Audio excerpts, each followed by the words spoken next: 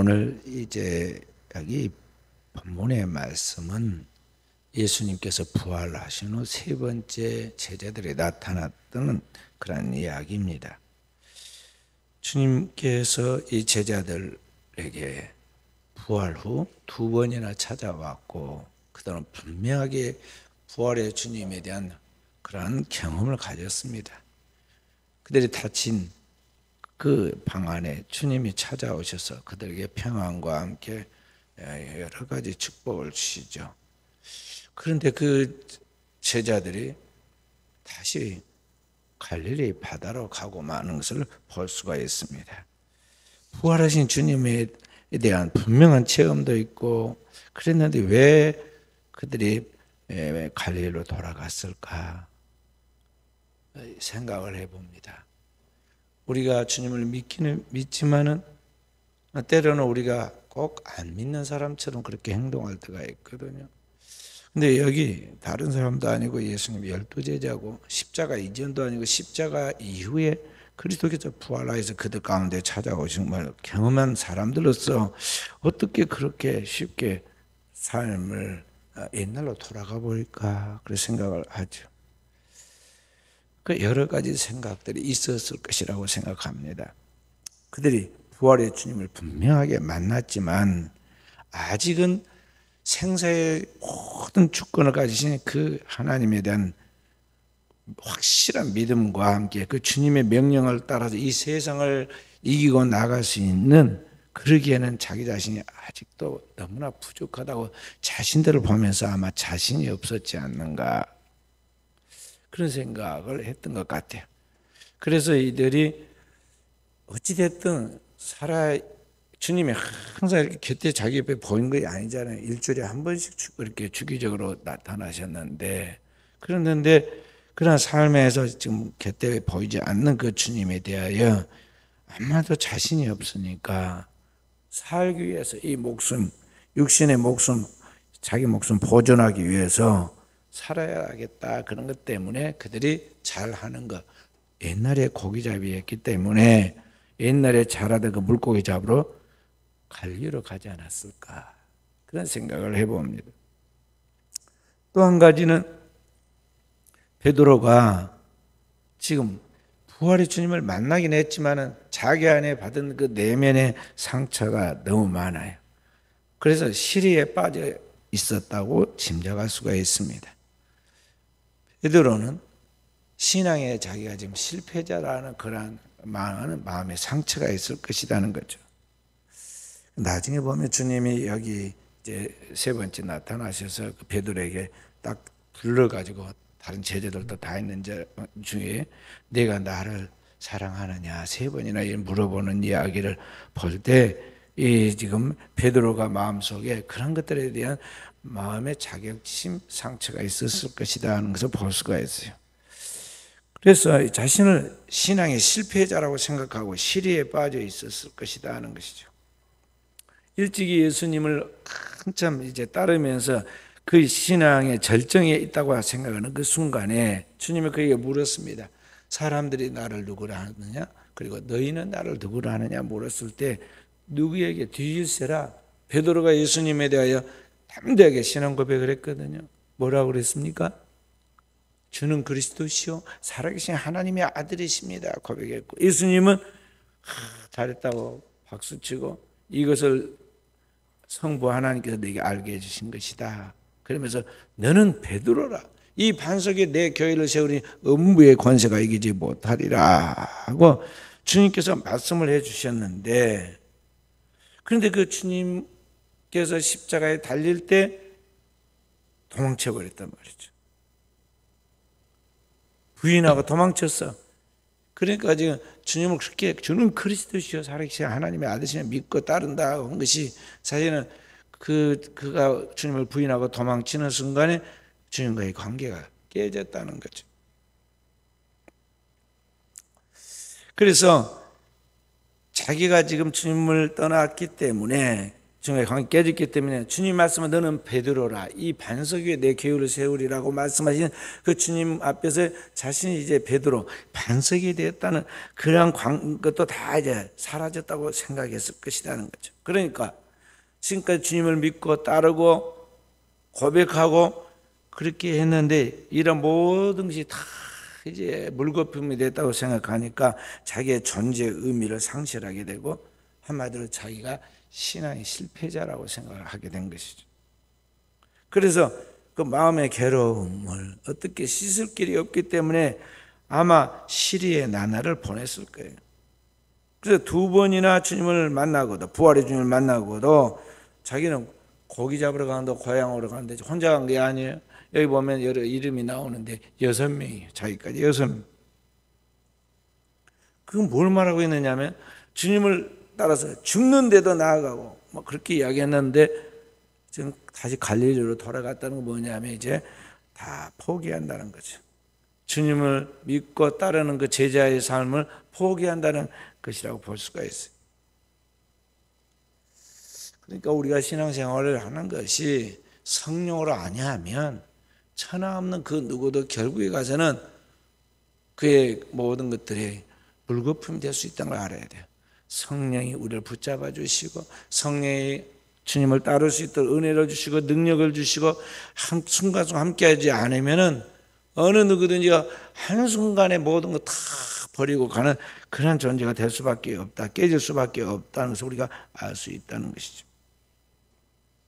성령을 통해서만 주님의 부활이 나의 부활이 되고 또 주님의 죽음이 나의 죽음이 되고 이제 부활한 주님과 함께 이 땅에 하나님의 나라를 세워가는 그 거룩한 일에 주님의 증인으로서의 삶을 살아갈 수 있는 것이지, 성령으로 아니하면은 다 그런 것이 그냥 한 귀로 듣고 한 귀로 흘리는 그냥 교리적으로 그렇게 들어서 습득되어서 알고 머리로 있는 지식일 뿐이지 전혀 자기 안에 생명력을 발휘할 수가 없다는 것이죠. 그래서 오늘 보면 시몬 베드로가 한때 막 열정이 떠가지고 주님을 향하여 굉장한 것까지 보였지만은 십자가 앞에 섰을 때 그냥 아주 초라하게 예수님을 부인하고 도망을 치는 그러한 사람으로 전락하고 아무것도 아니다고 해서 실체를 드러냈잖아요. 그리고 심지어는 그분이 부활해서 자기 앞에 와서 그렇게 감격적인 그런 재회를 두 번이나 했는데도 불구하고 다시 그 자기 자신의 시리를 벗어버리지 못하고 세상으로 물고기 잡는 옛날로 돌아가 버린 걸 보면 그의 신앙의 그 현 주소가 어떠하다는 걸 지금 실제로 보여주고 있는 거거든요. 그러니까 그런 자신을 바라보면서 자신에게 내가 깊이 지금 낙심하고 있는 거예요. 뭐냐면은 나는 인생의 실패자구나. 신앙도 실패한 사람이지만은 궁극적으로 보면은 나의 인생 자체가 지금 실패하고 있구나 하는 것을 보여주고 있다는 것이죠. 처음 주님이 그를 불렀던 누가복음 5장에 보면은 처음 베드로를 부른 이야기가 나옵니다. 갈릴리 바닷가에서 물고기 잡다 밤새워 한 마리도 잡지 못하고 돌아왔을 때 주님이 제자 따르는 무리들과 함께 그곳에 와서 자기 배에 올라가셔서 배를 좀 띄워주라고 그러고는 그들과 관객을 띄운 다음에 배 위에서 그들에게 막 말씀을 전하셨잖아요. 그리고 말씀이 끝나자 예수님께서 그 배 주인이 시몬에게 깊은 데로 가서 그물을 던져라 말씀하셨고, 주변에 많은 눈들이 있고 방금 하신 말씀도 있는데 다른 사람도 아니고 나에게 딱 지목해서 깊은 데로 가서 그물을 던지라 말씀하신데 안 할 수가 없잖아요. 그래서 내가 밤새 고기를 잡았지만 여기 고기 없습니다. 그러나 말씀에 의지해 내가 그물을 내리리이다. 그리고 깊은 데로 배를 몰고 들어가가지고 그물을 던졌더니 2배 가득 차에 고기가 잡혀가지고 안드레 자기 동생 배까지 가득 고기를 잡아 나오면서 살아계신 하나님에 대한 체험을 경험하고 그 앞에 탁 무릎 꿇고 주여 나를 떠나서 내가 죄인으로서이다 하고 고백하잖아요. 그때 주님께서 그를 부르시며 소명하시죠. 나를 따라오너라. 이제부터는 네가 사람을 낚는 어부가 되리라. 그래서 베드로가 시몬이 배와 그물을 버리고 예수님을 따랐단 말이죠. 그러니까 처음 주님을 만났던 그 감격적인 그러한 때는 가족까지 포기해버리고 생존의 모든 것도 다 내려놓고 그렇게 주님을 따랐던 사람인데, 그런데 그 주님과 함께 만왕의 왕이신 주님과 함께 그 우편과 좌편에 앉을 것을 생각하고 있던 그가 스승이신 그리스도가 십자가에 달릴 때 부인하고 도망쳤고 부활하신 주님이 찾아왔지만 자기는 정말 그 앞에 설 수 없는 자라는 것을 생각하면서 지금 현재 뭐하냐면 쫓기는 신세거든요. 부활의 주님을 믿지 않는 사람들이 그의 시신을 도적질해 갔다고 그렇게 소문을 퍼뜨려 놔가지고 예수 믿는 사람들 다 지금 추적해서 따라 잡으러 다니기 때문에 이 쫓기는 시대가 되었다 이 말이에요. 그러니 자기 자신이 지금 살라고 목숨이라도 살라고 고향으로 금이 환영해서 돌아온 게 아니라 지금 쫓겨서 살 데 없으니까 돌아온 거 아니에요. 그러니까 얼마나 자기 자신에 대한 그러한 자괴감이 있었겠느냐 하는 것이죠. 그래서 인생의 미래를 꿈꾸는 그런 모든 미래가 사라졌다고 생각하고 자기의 인생에 있어서 오늘 그는 내 인생이 왜 이렇게 되었는가에 대하여 깊은 슬픔에 사로잡힌 채 낙심한 채 그렇게 살고 있었을 것이라고 볼 수가 있어요. 그래서 우리는 신앙의 실패가 오늘 우리의 인생 실패로 이어진다는 걸 볼 수가 있어요. 그래서 신앙의 성공자가 되도록 하기 위해서는 신앙에 있어서 가장 중요한 예배에서부터 성공해야 하기 때문에 항상 예배의 성공자가 인생의 성공자라고 계속 말씀을 드린 거예요. 자, 다시 이 시몬을 생각해 봅니다. 마음속에 그런 실패감, 좌절감, 낭망 이런 것들이 사로잡혀 있는 그런 삶을 살아가는 이 베드로, 고향에 돌아왔지는 그를 환영하고 기쁘게 자랑할 만한 것이 아무것도 없고 숨어 지내다시피 하는 그가 보내는 그 세월들을 가만히 생각해 봐라 이 말이죠. 살아도 산 것 같지 않고 먹어도 먹는 것 같지 않고 잠을 자도 편안함이 없는 것이죠. 삶의 재미도 의미도 없는 그런 삶을 지금 살아가고 있어요. 그러니까 그가 지금 돌아간 그 고향은 정말 성공해가지고 고향에 한번 이제 쉬러 오는 그런 추억의 자리가 아니라 죽지 못해서 살 길이 없으니까 지금 그래도 목숨이라도 살라고 거기 그럼 돌아가 그 자리거든요. 어떻게 보면 쓸쓸하고 허무한 자리라고 볼 수가 있습니다. 자, 그런데 그들의 삶을 대변해 주듯이 오늘 여기 보면은 그들이 그래도 살아보려고 고기 잡으러 나갔는데 밤새워 고기를 잡았는데 6사람이 고기 한 마리도 잡혀주질 않아. 그 옛날 3년 전에 꼭 그의 스승을 만났던 예수님을 만났던 그날 밤같이 고기가 한 마리도 잡히질 않아.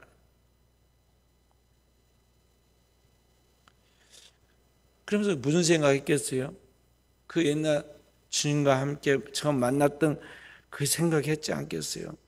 그때 주님이 찾아오셔서 자기들이 찾아간 것이 아니라 주님이 찾아오셔서 만나주시고 말씀 한마디에 깊은 데로 가서 그물을 던지라 그랬을 때 그 엄청난 기적을 체험했던 그 생각했지 않겠느냐. 자연스럽게 떠오르게 되었고 있죠. 그래서 한 마리도 고기를 못 잡고 아침에 씁쓸한 그런 마음과 그런 미소를 짓고 돌아오는 그때 꼭 3년 전 그날 아침처럼 예수님이 그들에게 말씀하시잖아요. 얘들아, 너에게 고기가 있느냐? 자기도 모르게 없나이다. 그래. 그러니까 그 주님이 그물을 배 오른편에 던지라. 그리하면 얻으리라. 그 음성을 듣는 순간 옆에서 다른 동료가 이야기하잖아. 주님이시다. 그러죠. 그렇구나 하고는 베드로가 고기 잡으니까 겉옷을 벗고 그냥 편하게 잡았는데, 그래도 주님을 만나러 가는데 옷을 입어야겠다. 수영하는데 옷이 불편하잖아요. 근데 옷을 입고 겉옷을 두르고 물로 풍덩 뛰어들었어요. 그래서 거기서부터 지금 겉옷을 두른 채 100m 정도를 헤엄쳐서 나왔어요. 수영해본 사람 알지만 100m가 얼마나 먼 거리인지 아세요? 수영장 이 끝에 저 끝에 25m라고. 그것도 얼마나 힘든지 몰라. 그런데 이 100m를 수영을 해가지고 나왔어요. 그리고 주님과 재회하죠. 그리고 그 주님을 만나서 새로운 사명을 그날 이제 확인하게 되고 사도의 길을 걸어가게 됩니다. 여기 중요한 것은 뭐냐면은 베드로가 부활의 주님을 만났기 때문에 그 부활의 주님을 찾아간 것이 아니에요. 그들이 주님을 찾지 아니하고 삶의 자리, 그들의 옛날 그 자리로 돌아가 있을 때 그들의 그 절망하고 좌절하고 실패한 그 삶의 자리 한가운데 주님이 찾아오셨다는 거죠. 주님이 찾아오시고 그들을 만나주시고 주님이 그들을 불러주시고 그들에게 주님께서 그들이 예측할 수 없는 가장 좋은 최상의 응답으로 축복하는 것을 볼 수가 있어요. 이로써 오늘 우리가 주님을 믿는 하나님의 백성들이 알아야 할 것은 뭐냐? 부활의 주님은 항상 우리와 함께 하신다는 것이죠. 그 부활의 주님은 오늘의 우리의 삶의 한가운데 우리의 삶의 자리에 언제나 함께 하신다는 거예요. 그분은 우리에게 찾아오셔서 그분의 그 세미한 살아계신 주님의 음성으로 우리에게 우리에 대한 하나님의 응답을 주고 계신다는 거죠. 시몬에게 말씀하신 그 하나님은 오늘의 우리의 삶의 가운데 주님은 똑같이 찾아오시고 우리가 말씀하세요. 우리가 그래서 그 음성을 들을 수 있어야 돼요. 오늘 주님의 모습을 거리가 멀어서 보지 못했지만 주님의 음성을 듣고 100m 떨어졌으니까 그거 쉽지 않잖아요. 그런데 그 주님의 음성을 듣고 주시라. 주님이 배 오른편에 그물을 던지라. 이미 깊은 데 들어가 있기 때문에 그렇게 말씀하죠. 배 오른편에 그물을 던지라. 그물 던졌더니 나중에 나왔는데 보니까 잡아왔는데 작은 것은 다시 살려 보내주고도 153마리가 잡혔다고 해서 큰 물고기.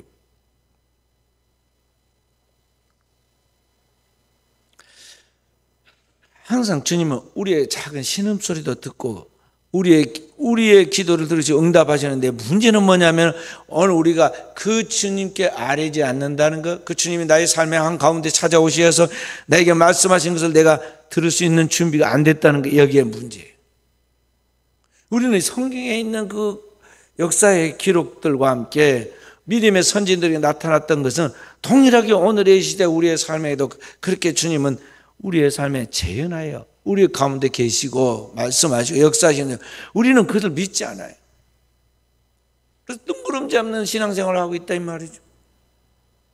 자, 몇천 년 전에 사도들에게나 또는 선지자들에게만 말씀하신 것이고 나하고는 상관없다고 생각을 해요.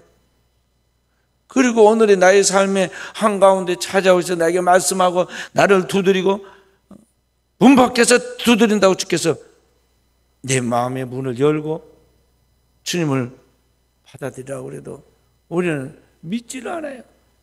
핸드폰 소리만 듣지, TV 소리만 듣지, 사람들의 이야기만 듣지 주님의 음성을 듣지 않는다는 거죠.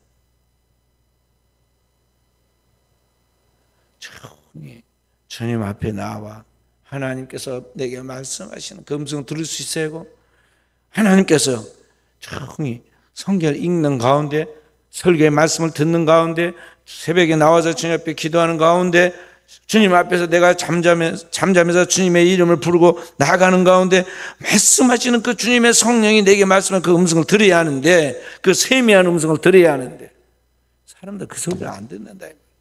그런 준비를 해야 하는데 그게 안 되고 있어요. 마치 옥토에 떨어진 씨앗이 준비가 되니까 작은 씨앗이면 거기서부터 30배, 60배, 100배 창조의 열매가 나타나는 주님은 역사를 주시는데 문제는 내가 준비가 안 됐어요. 딱딱한 길가오 같고 가시와 자갈 받고 같고 엉겅퀴 받고 같아요.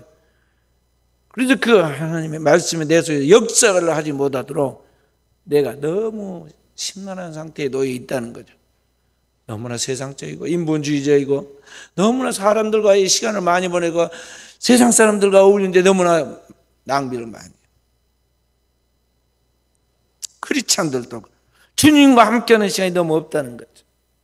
주님의 음성이 귀를 기울여야 하는데 너무나 세상적인 소리를 너무 크게 듣고 사람들 너무 많이 기대해요. 전능하신 살아계신 하나님은 엘리야처럼 혼자라도 그가 호렙산 높은 데 가서 혼자 기도하지. 혼자 수십 명, 수백 명, 수천 명, 수만 명을 이끌고 간 게 아니에요. 혼자. 그래서 산을 옮길 만한 불도 나오고 지진도 나오고 바람도 불었어요. 그래도 거기에 하나님이 계시지 않는다는 것을 분별했어요. 보통 사람 같으면 그것만 해도 막 놀래고 감기해가지고 금방 넘어갔을 거예요. 근데 그 속에 주님이 계시지 않는다고 알았어요. 조금 후에 기도를 하니까 말이죠. 하나님의 살아계신 하나님이 그에게 말씀하시는데 얼마나 적든지 세미한 음성이었어요. 그래서 자기가 그 소리를 좀 더 정확하게 들으려고 굴 밖으로 나오고 굴 밖에 나와서도 가만히 귀를 기울여 들어요.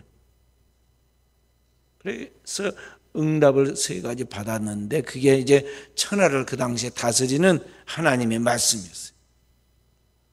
엘리야 입을 통하여 나오는 말씀을 통해서 당대 주변의 나라 남한국과 북한국을 통치하는 하나님의 역사의 섭리에 대해서 엘리야가 전한 하나님의 말씀대로 돼요. 그리고 우리는 오늘의 시대에 그런 하나님의 음성을 들을 수 있는 수준의 사람들이 돼야 한다는 거죠. 제가 은퇴하신 목사님들은 항상 왠지 쓸쓸하단 말이죠. 그래서 두 분을 모시고 식사를 어제 했습니다. 그리고 식사하고 차를 마시러 가는데 어디 찻집에 크리스찬들이 운영하고 있는 찻집인데 갔더니 자리가 없어요. 얼마나 많든지. 또 그 운영하는 목사님이 참 꾀가 많으셔서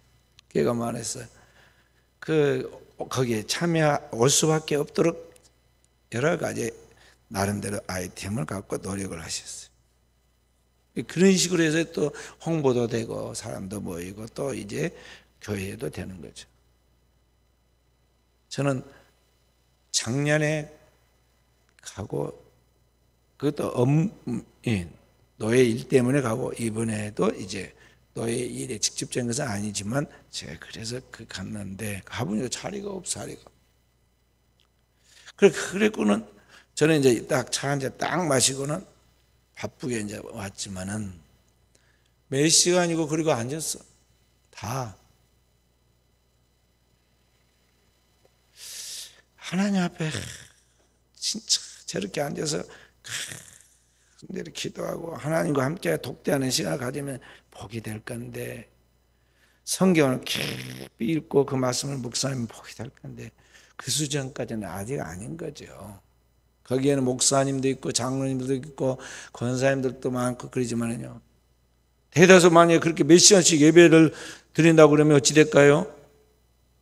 교회에서 막 불평불만이 나오고 말이 많을 거예요. 근데 그러고 있어. 이제 일반 찻집 가면 더해 또. 막 그런 거 시끄러운데 거기서 막 공부한다고 막 젊은이들 앉아서 놀고 있고 그게 공부가 된가 안 된가 난 잘 모르겠지만 그러고 있고 별 사람이 다 있어. 진짜 하나님과 함께하는 시간을 가질 수 있는 영성을 가진 사람이 돼야 돼. 그러니까 학교에 가면은 여기 그 똑같은 학교인데 학교 1학년 예를 들어 1학년이 12반이 있다고 합시다. 그러면 1학년에 학생 수가 한 500명 된다고 하면 그 500명 중에 1등도 있고 500명 중에 꼴등도 있어. 또 대학으로 말하자면요. 지방에 그냥 아무나 막 오면 다 받아주는 학교가 있고 시험을 봐갖고 아무리 해도 되지 않고 어려운 학교가 소위 명문 학교가 있어도 그렇게 차이가 얼마나 많이 나는지 몰라.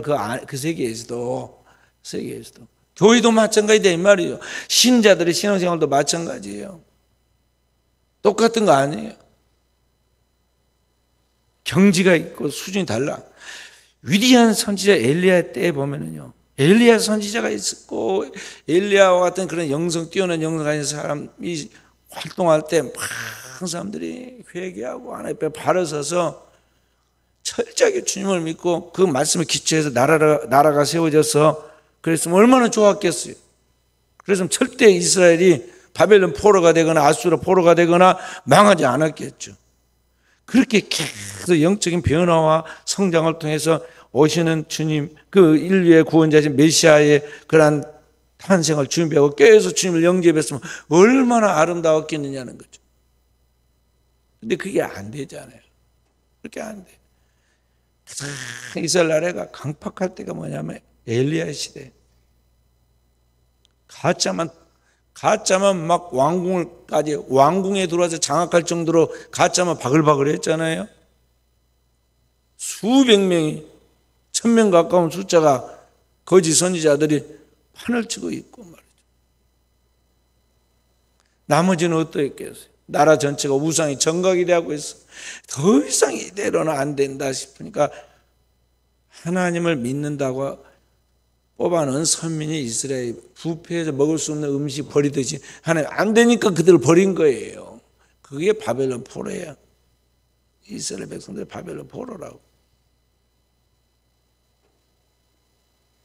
그래서 오늘을 사는 우리가 정말 하나님의 복받는 성도들이 되려면요, 진짜 신앙의 사람이 돼야 돼. 오늘 부활, 그러니까 인류를 구속하신 십자가의 사건을 완성하고 그 복음을 땅끝까지 증가하도록 12사도를 보내기 전에 이미 이 땅에 40일 동안 계시면서 그 제자들에게 7번 나타나신단 말이죠. 나타나서 계속 그들의 복음을 재정립하고 그들의 신앙을 재정립하고 그들이 하나님 앞에서 살아갈 수 있도록 그 기초를 다시 정리해 주면서 지금 나타나시는데, 그 부활의 주님께서 오늘 그들 가운데 찾아오셔서 말씀하시잖아요. 주님의 음성을 그래도 사도들은 들을 줄 알아요. 자기 삶의 한가운데 찾으신 주님, 그 음성, 그 말씀에 대한 믿음의 순종 따라하잖아요. 그렇게 순종을 따라하니까 주님께서 그들에게 사명을 주십니다. 내 양을 먹이라. 내 어린 양을 치라. 내 양을 먹이라고 주님께서 그들에게 사명을 주죠.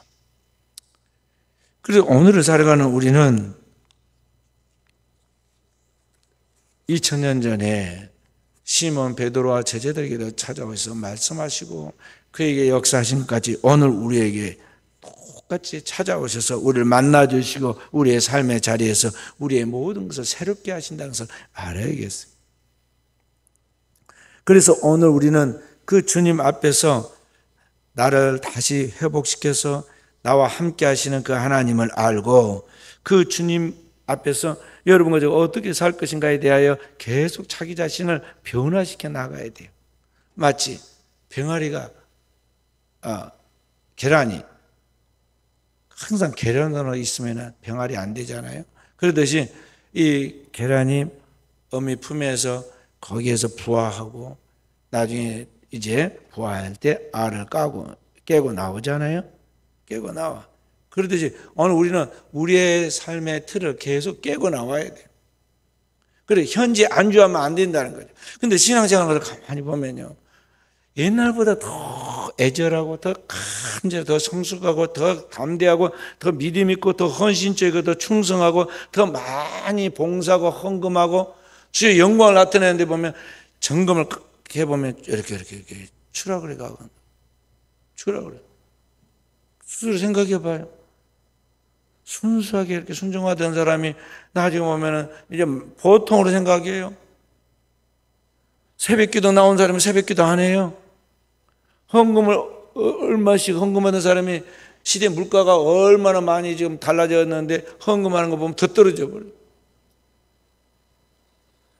교회 오는 시간이 옛날에는 뭐 1시간 전에 오던 사람이요, 지금은 계속 떨어져 가지고 나중에 항상 늦게 오는 게 습관이 되고 말이에요. 생각해봐라 이 말. 우리의 신앙이 거룩하신 하나님 앞에 두렵고 떨림으로 영적인 변화와 성장과 성숙을 이루어서 하나님의 기쁨이 돼야 하거든요. 부모의 기쁨은 뭐냐면 이 자녀가 계속적인 변화를 통해서 발전해 갈 때 거기에 희망이 있고 부모가 안심이 있거든요. 그리고 어디 가서도 자랑스럽죠. 누구한테 말해도 떳떳하고. 그런데 말이죠, 이게 갈수록 이상해. 그래요. 점점 자폐기가 있고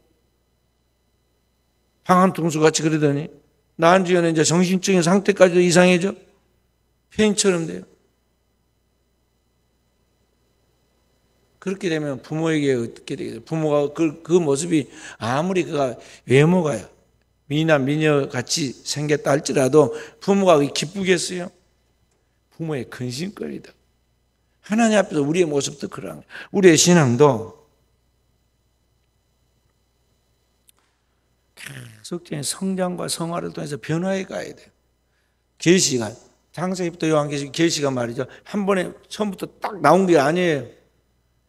이 하나님의 말씀이 창세기부터 쭉 주님께서 마치 창문을 조금씩 열어갖고 활짝 완전히 열어서 다 모든 것을 보여주듯이 하나님의 말씀과 그 모든 계시가 점진적으로 이루어져서 완성되어 가는 걸 볼 수가 있어요. 우리의 신앙도 그리스도의 그 성숙과 성장과 그리스도의 본래의 모습처럼 그리스도가 장성해 간 것같이 어린 아기에서부터 하나님의 원 형상을 이루어서 부활의 주님으로 본래 하나님의 아들의 영광으로까지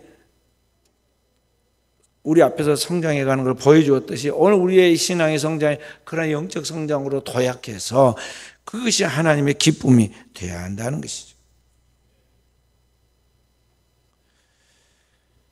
그래서 오늘을 살아가는 저와 우리의 사랑하는 성도들이 이 세상 사람들처럼 자기 자신만 사랑받고 자기 자신만 인정받고 그렇게 살려고 하는 사람, 그런 쉽게 말해서 나르시즘에 빠져 사는 사람처럼 살아서는 안 돼요. 자기 중심적으로 이기적으로 자기 연민에 빠져 살아가는 사람들이 얼마나 많은지 몰라요 오늘날. 그래서 그런 사람들 비율을 맞춰서 표도 얻어야하고 돈도 거기서 받아내야겠고, 그런 사람들을 이용해가지고 뭐 하려고 세상 사람들은 말이죠, 수단 방법을 가리지 않고 그래요. 근데 거기에 우리가 말려 들어가가지고 끝나서는, 우리의 인생이 끝나서는 안 된다는 것이죠. 왜냐하면 그런 인생은 항상 위기의 삶을 벼랑 끝에 서 있는 사람과 같다. 위태위태한 삶을 계속 살다가 결국은 진짜 벼랑 끝에 있는 사람이 떨어지듯이 추락하고 만다 하는 것이죠. 그래서 오늘을 사는 우리 그리스도인들은 주님이 제자를 부르시고 그냥 포기해버린 게 아니라 사실은 인간적으로 볼 때는 희망이 없는 사람들이야. 그러잖아요. 신뢰도 없고 받은 은혜에 대한 감사도 없고 주님 앞에서 그 모든 능력과 은혜를 체험한 사람으로서 세상에 뭔가 꿈을 가지고 나가는데 꿈도 없고 결국에는 본래 모습대로 그냥 고기잡이로 살아보려고 그렇게 허무하게 떠나가는 그 사람들을 보면서 무슨 거기에 주님이 볼 때 칭찬할 만한 것이 기댈 희망이 있겠어요. 그런데도 불구하고 주님만은 그들의 행위를 보지 않고 포기하지 않고 찾아가시고 만나주시고 다시 부르시고 다시 은혜 주시고 다시 성령 부어서 완전한 주님의 제자로서 그들의 형상을 만들어내시잖아요. 그리고 그들을 이제 몰아냅니다. 세상 땅끝까지 복음을 전하는 증인으로 주님께서 그들을 파송해서 보내는데 주님의 이름을 믿고 나아가니까 제자들이 꼭 주님이 하신 것 같은 일을 반복해서 재현시키잖아요. 주님이 제자들을 보내면서 너희는 가서 만민에게 복음을 전파하라. 나를 믿는 너희에게 이런 표적이 따르리니 너희가 누구의 죄든지 사하면 사해질 것이요 누구의 죄든지 그대로 두면 그대로 둘 것이다. 나를 믿는 너희에게 이러한 표적이 따르니 너희가 귀신을 쫓아내고 새 방언을 말하고 무슨 독을 마셔도 해를 받지 아니하고 병든 자의 손 얹으면 나을 것이다. 주님 말씀하신 그대로 제자들이 나가서 말씀을 순종해서 합니다. 그런데 표적과 기적이 계속 따른 게 사도행전의 이야기예요. 오늘 이 시대 우리에게도 주님은 동일한 삶을 요구하신다는 거죠. 그리스도인에서 여러분과 저와 주님의 몸이라는 걸 뭘 말하고 있느냐 하면은 그리스도와 똑같은 우리의 삶을 하나님께서 허락하시고 그것을 요구하신다는 거예요. 그리고 주님이 일하실 때 오늘 우리가 주님의 몸으로서 그 일을 해야 한다는 거죠. 교회는 주님의 몸이에요. 그 옛날 주님의 머리로서 머리이신 주님이 일하셨듯이 오늘 그의 몸된 우리 교회가 그 주님의 일을 하라는 거죠. 그 일이 뭐냐?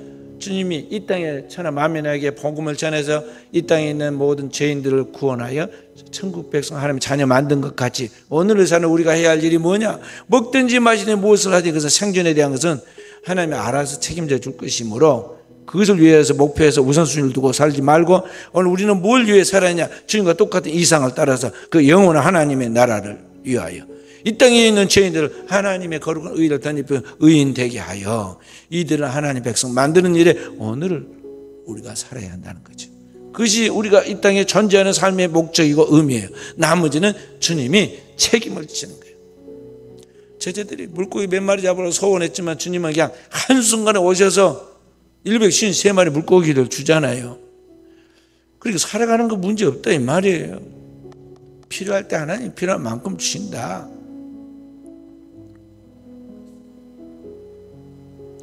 그러니까 여기 그래서 베드로예요. 배가 물고기 안 쳐다보고 배가 그물 다 버리고 쫓았던 그 옛날처럼 그 가득 찬 물고기를 잡았지만 그게 좀 관심 두지 않고 주님을 향하여 헤엄쳐가서 주님을 만나잖아요. 물고기 잊어버리고.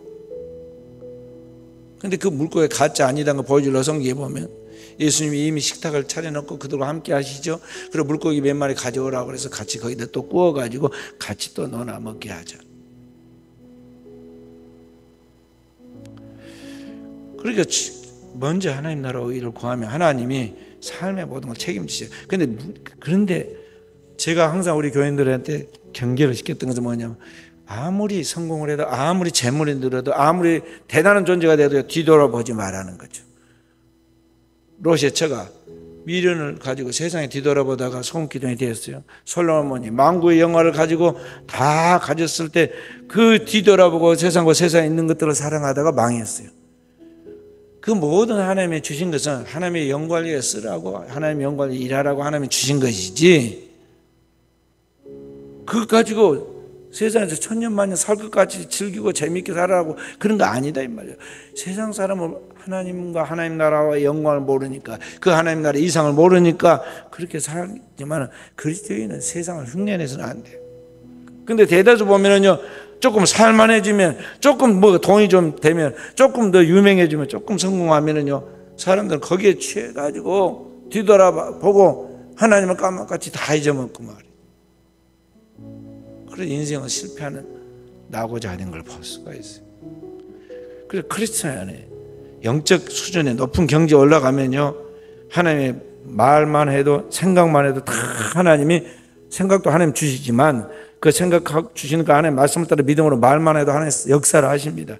그래도 그렇게 해서 무슨 일이 이루어지고 성공해도 절대 거기 뒤돌아보고 미련을 두지 말아야 돼요. 앞으로 갈 수 있을 만한 영성과 영역이 나에게 있어야 하는데 그러려면요 주님과 함께하는 시간이 많아야 돼요. 바빠서 교회를 못 온다, 바빠서 기도를 늦다, 그게 아니에요. 바쁘기 때문에 일이 많아졌기 때문에 더 기도해야 하고 더 해야 돼요. 그런 영성이 있어야 충분한 영성이 있을 때 마지막 나오는 은사가 뭐냐면 셀프 컨트롤이에요. 절제 은사예요.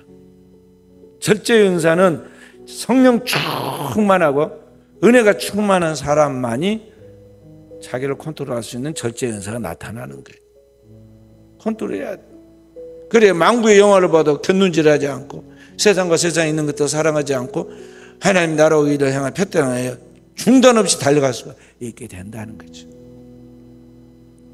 오늘 자신의 실패한 삶의 자리에서 좌절하고 실망하고 낙망하고 있는 시몬 베드로와 제자들이 자기 삶의 한가운데 찾아오신 주님을 만나고 그 주님을 통해서 새로운 소명을 발견했을 때 그때부터 이제 그들은 새로 거듭납니다.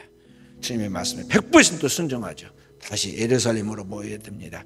그리고 마가의 다락방에서 주님 명령을 따라 기도하죠. 오로지 기도하기 시작합니다. 기도할 때 그들에게 주님의 승천과 함께 성령이 강림하고 성령 충만한 그들은 이제는 문을 박차고 나가서 숨어 지내거나 도망다니는 것이 아니라 문을 박차고 나가서 복음을 전하죠. 자유로울 때나 붙잡혀서 감옥에 갇혔을 때는 계속 복음을 전하잖아요. 그렇게 해서 복음이 그 시대에 예루살렘에서 온 유대로 사마리아로 땅끝까지 복음이 전하게 된 것이, 그 복음이 2000년을 흘러오면서 오늘날 국경도 없고 군사도 없고 조직도 없는데 모든 교회가, 주님의 교회가 온 지구상에 세상을 이끌어가는 세상에 빛이 되어 있잖아요.